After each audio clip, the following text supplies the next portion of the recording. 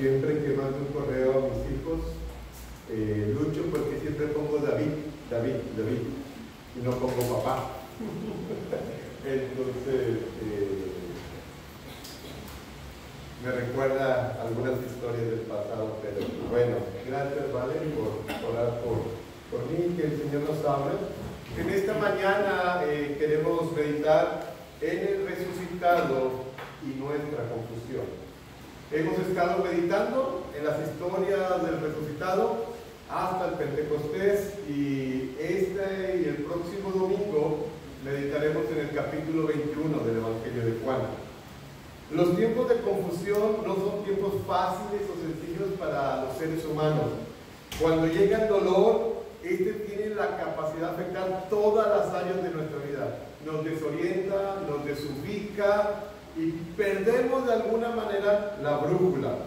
Llega a manera de enfermedad por el fallecimiento de un ser querido, tal vez por un conflicto familiar o por el rompimiento de alguna relación de manera inesperada. Asimismo, hay momentos en la vida que vivimos, que estamos en medio de una encrucijada. Escuchamos diferentes voces y no sabemos con certeza qué hacer, qué decisión tomar.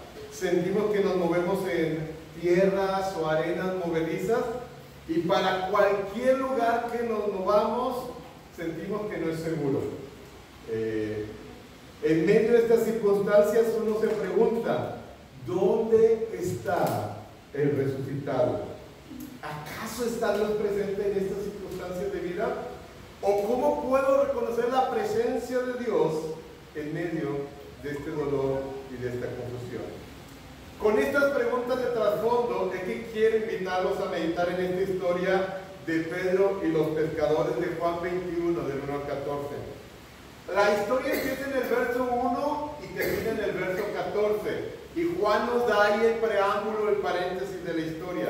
En el verso 1 dice: Jesús se manifestó otra vez a sus discípulos junto al mar de Tiberias, o depende de la versión NBI, Tiberiades. Y se manifestó de esta manera. En el último versículo, en el 14, dice: esta era ya la tercera vez que Jesús se manifestaba a sus discípulos después de haber resucitado de los muertos. O sea, en el 1 y en el 14 empieza y cierra la historia. En resumen, podemos decir que es la tercera manifestación de Jesús a sus discípulos que menciona Juan, y sucede en el mar de Tiberias, en el contexto de la pesca. Como dato interesante, mencionaríamos que en el capítulo 6 de Juan, ahí se menciona el mar de Tiberias o de Tiberiades, y ahí es donde se da la multiplicación de los peces y los panes. Ahí también es donde Jesús camina sobre el mar, y el pastor nos decía la semana pasada qué representa eso. Y también ahí es donde por primera vez se dice que Jesús es pan de vida, capítulo 6. Nuestra historia describe el momento difícil que viven los discípulos, la presencia misteriosa o incógnita del resucitado y las implicaciones futuras para la vida y la misión de la iglesia. En este pasaje, Dios nos invita a reconocer nuestras luchas, a discernir su presencia y cómo en medio de estas circunstancias Dios nos envía a la misión. Para empezar, me gustaría invitarlos a observar algunos detalles del texto. Entonces, si tienen ahí su texto, Juan 21, del 1 al 14, como tengo mi historia en copa y la obra estudiantil, me gusta observar el texto, me gusta observar detalles. Entonces, quiero invitarlos a observar algunos detalles o contrastes. Y si tienen Biblia o está acá el pasaje, lo pueden poner, se van a dar cuenta. Primero, se menciona que de noche no pescaron nada, pero se menciona en la noche y el amanecer. Jesús se acerca amaneciendo. Se dice que no pescaron nada y después que hay una pesca abundante. Varias veces se usa el verbo ascender y descender. Subieron y bajaron, ascendieron y descendieron. Los discípulos siguen a Pedro y luego siguen o obedecen a Jesús. ¿Qué otro contraste ustedes perciben o ven en esta historia? O algo que les llame la atención en Juan 21. ¿Algún dato, algo que perciban en esta historia? Normalmente para meterse al agua uno se quita la ropa. Sí. Eso es. Se mete para cambiarse. Se pone la ropa para echarse al agua. Exacto. Entonces, aquí Pedro reacciona echándose al agua.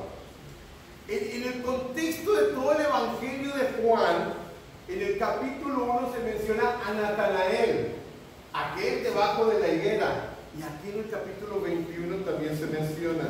En el capítulo 1 se dice, venid y ve. Cuando dice Natanael, ¿a poco de Nazaret puede salir algo bueno? Felipe, ¿qué le dice? Venid y ve. Y en el 21 le dice Jesús, venid, comed. Dependiendo de la versión que usen. A María Magdalena le dice, ve a mis hermanos, capítulo 20, verso 17. Y ahora les dice, hijitos, Reina Valera o muchachos, en el Berín, ¿tenéis algo de comer? Quiero abordar primero la confusión en la vida de Pedro, la presencia del resucitado y al final el envío a la misión. En el verso 12 menciona a los 7 discípulos. Luego en el verso 3 hay un resumen magistral de 26 palabras. Es un cuento corto. Pedro dice, voy a pescar. Los discípulos dicen, vamos contigo. Al final del cuento, no pescaron nada. No sé si se dan cuenta en el verso 3, cómo cuenta toda la historia. Pedro decidido, voy a pescar. Los discípulos, vamos contigo. Y hay un anticlímax ahí de... y no pescaron nada. ¿Cuál es la nota, la sensación con la que termina esta historia? Del verso 3. Como de frustración. ¿De frustración? ¿Qué le dice? Error. ¿Era de noche? Ahí cuando dice, y era de noche. O esa noche no pescó. O sea, hay una decisión, hay una determinación. Y los discípulos, vamos contigo, y se suben a la barca y no pescaron nada. Algunos han querido ver en esta historia breve de Pedro un intento de regresar a su vieja vida de pescador. En medio de su confusión e incertidumbre, él decide regresar a lo que conoce y es seguro, la pesca. Pero, oh tristeza, regresar a la pesca tampoco es tan seguro, porque Jesús dijo, separados de mí, nada podéis hacer. Les quiero invitar a ver cómo esta historia se parece a la de los caminantes de Emaús y a todo el capítulo 24 de Lucas. Los que conocen esa historia, ayúdenme a ver cuáles similitudes hay entre los caminantes de Emaús, Lucas 24 y esta historia. A ver, los que conocen la historia. Jesús es quien va al encuentro, Jesús se acerca a ellos, muy bien. ¿Qué más? No lo reconocen. Camina con ellos y no saben que es Jesús. Aquí está en la orilla, hablan con él y no saben que es Jesús. ¿Qué más? Está la misma sensación de desilusión. Hay un espíritu, un ambiente de tristeza y de desilusión. Esperábamos que él había de salvar a Israel y lo crucificaron. ¿Qué más? ¿Qué más ven? ¿Qué otras semejanzas? Hay comida en las dos. En una hay pan y vino, parte del pan. En otra hay pan y pescado en medio de unas brasitas. ¿Qué más? Parece que es alrededor de la comida cuando los discípulos dicen, es Jesús, y guardan silencio. Ellos dialogan con Jesús al principio sin saber que Él es Jesús. Más adelante también en el capítulo 24 se va a mencionar el tema del pescado, después de la historia de los caminantes de Maús. Ahora, también en el contexto del capítulo 21 y de todo Juan, al ver las brasas, ¿alguien se acuerda dónde más se mencionaron las brasas o la fogata en Juan?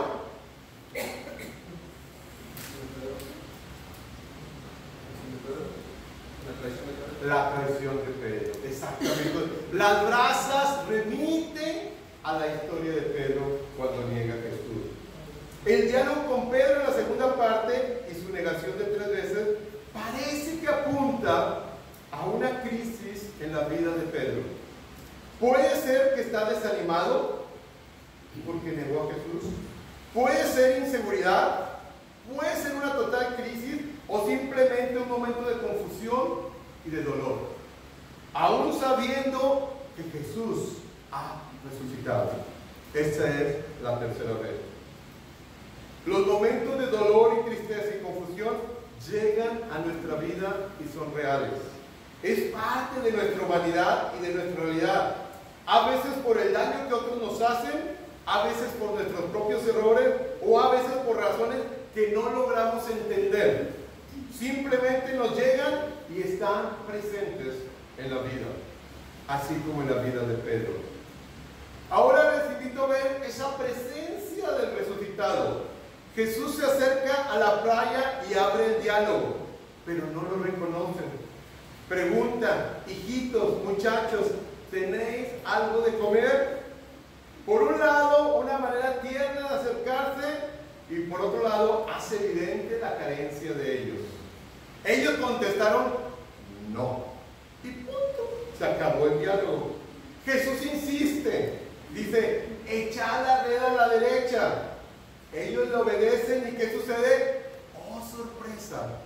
La red está llena. Luego descienden a la playa y ¡oh, segunda sorpresa! ¿Ven qué es lo que ven cuando descienden a la playa? Unas brasas, una fogatita, un pescadito y panecito listo. Imagínense. Yo no sé cómo ustedes se sienten cuando alguien les prepara la mesa, prepara un platillo, tal vez su platillo favorito, una carnita asada, salsita, tortillas. No es hora de hablar de eso, ¿verdad? Esta es una torta de sardina. Esta es una torta de sardina, exacto. ¿Cómo se llaman las tortas en el DF, Mario? Muy populares. Guajolotas. ¿Son las de tamal o no? Las de tamal, torta de tamal. El resucitado se manifiesta, pero no lo reconocen de inmediato. Suceden cosas bellas en su vida. Una red llena y una fogata para la comida lista. Algunos le reconocen, pero esa presencia se mantiene de incógnito. Aún en el verso 12 se dice que Él es, pero no se atreven a decir nada y se mantienen en silencio. Saben que es Él, pero no dicen absolutamente nada. Pedro, nuestro hombre que vive en medio de una crisis, no lo reconoce. Pongan atención en eso. Pedro necesita la ayuda de su mejor amigo y hermano para reconocer a Jesús. Juan le dice y le grita: Pedro, es el Señor, es el Señor. Y Pedro reacciona y se lanza, porque dice la historia que estaba semidesnudo. Esto me recuerda a lo que Dietrich Bonhoeffer ha escrito en Vida en Comunidad, que todos necesitamos que alguien nos predique el Evangelio y la palabra, porque el Cristo predicado es más fuerte que el Cristo que está en mi corazón. El gran Pedro, el gran apóstol Pedro, no reconoce al Señor y tiene que venir Juan a decirle: ¡Hey, Pedro! Es el Señor. Me parece que aquí percibimos 3 dimensiones o 3 maneras de cómo se manifiesta el resucitado en nuestro día. Primero, una presencia un poco misteriosa o de incógnita. ¿Qué significa? Al principio lo reconocemos, pero poco a poco se va revelando su presencia en nuestra vida. Llega o se revela en lugares que no nos imaginamos, en el trabajo, en el vecindario, en la escuela. Empezamos a sonreír y nos alegramos y decimos: ¿eres tú, Señor? Esta semana me llegó una tarjeta. No tiene nada de especial de tarjeta, salvo uno que viene de Ucrania y es para desearme feliz año nuevo. En mayo. Llegó el viernes a casa. Entonces, pero uno la abre y lo lee y viene una oración muy linda. Parece que llegó fuera de tiempo, pero cuando uno lee la oración, esto es tuyo, Señor. ¿Eres tú el resucitado que envió esta carta o envió esta carta en este momento? Entonces damos gracias al Señor por las maneras que Él se va revelando en nuestra vida y no nos imaginamos. Ahora, para reconocer al resucitado en segundo lugar, necesitamos la ayuda de la comunidad.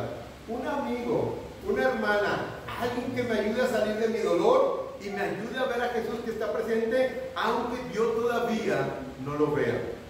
Por eso, para reconocer y seguir al resucitado, debemos de hacerlo en comunidad. Nos necesitamos, hermanos, unos a otros para discernir sus acciones en el mundo y en nuestra vida. Alguien que me grite y diga: David, es el Señor quien te cuida y te protege. Recuerdo mucho a mi amigo Héctor García, ya lo he mencionado algunas veces, quien en su época de juventud y la mía hace unos 30 años me decía: David, Dios no puede ser burlado. Era un mensaje duro. Aquel era un profeta y yo un pecador. ¿Y saben qué? Yo necesitaba escuchar ese mensaje. También el resucitado le gusta preparar fogatas con peces y pan.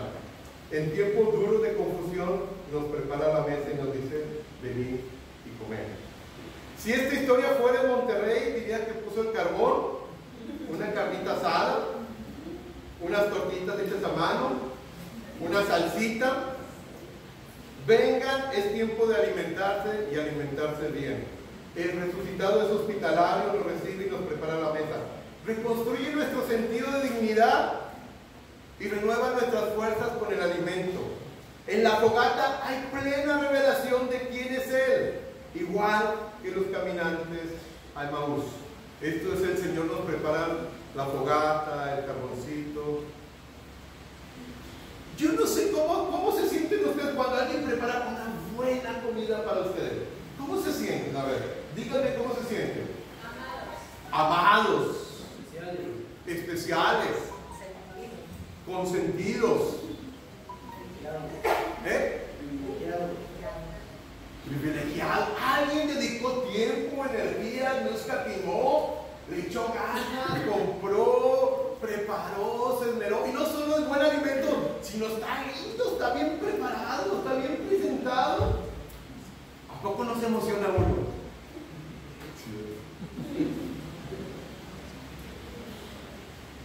Reconstruye nuestro sentido de valor.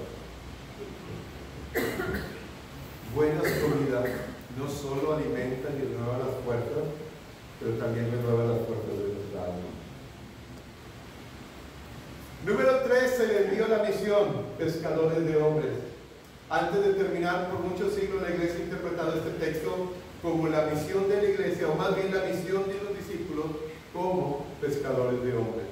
En Lucas 5, del 1 al 11, se registra la historia del llamamiento de Pedro, una historia muy similar a esta en Juan.